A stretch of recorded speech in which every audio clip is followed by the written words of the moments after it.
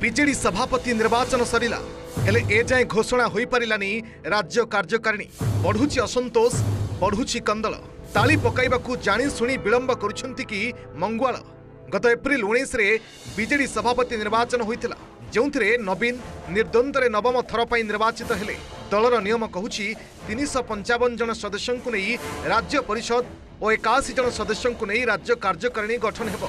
राज्य कार्यकारिणी रे सभापति निर्वाचन हेबो किंतु सभापति निर्वाचन सरीथिले भी बीजेडी राज्य कार्यकारिणी और परिषद रे किए अछंती ताहा केही जानि नाहंती। खोद दल भितर एहाकु नहीं उठिलानी असंतोषर स्वर। भुवनेश्वर बीजेडी विद्रोही कॉर्पोरेटर अमरेश जेना सांघातिक अभियोग आनी कहिसंती किछि तोषामदियांक कबଳରେ अछि दल जानी सुनी कार्यकारिणी तालिका को लुचा जाउछि। सेपटे दल कहूछि दक्ष लोकंकु दायित्व दिया जिवो ठीक समय रे नवीन बाबू निष्पत्ति नेबे।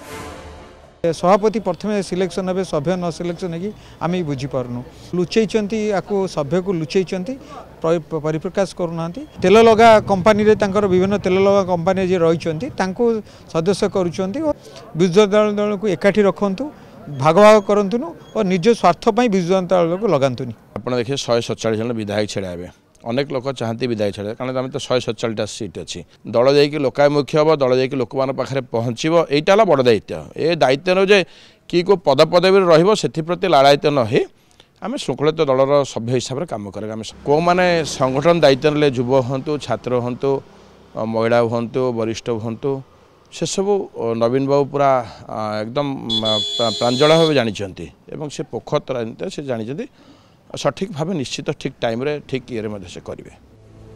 खाली बीजेडी नुहे बीजेपी और कांग्रेस भी राज्य रे समान अवस्था। शासक बीजेपी रो नुआ राज्य सभापति चयन ए जाए होइनी। सेहीपरि प्रथम थर पई बीजेपी राज्य रे एकाकी सरकार गठन करथिले भी बोर्ड और निगम अंक ए जाए छिड़िनी।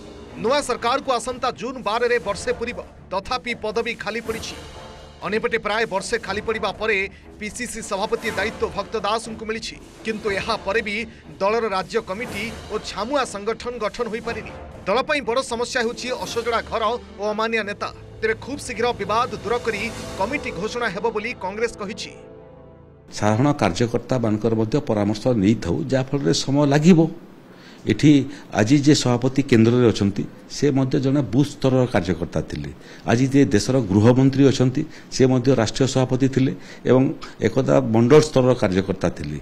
एठी साधारण कार्यकर्ता असाधारण पदरे पहुंची पारे। आ बिजु जनता दल रे ताकर प्रक्रिया कौन नवीन पट्टनायक बंची थिबा पर्यंत सभापति रहिबे। कांग्रेस कमिटी एपर्यंत हेइनी किंतु भक्त दास नेतृत्व में आम छात्र कांग्रेस युवा कांग्रेस महिला कांग्रेस आदिवासी सेल हरिजन सेल माइनर कम्युनिटी सेल एकाठी जिला स्तर राज्य स्तरीय पर्यंत समस्त लगी पड़ीचु एवं बढ़िया लोक समर्थन मिलूँ।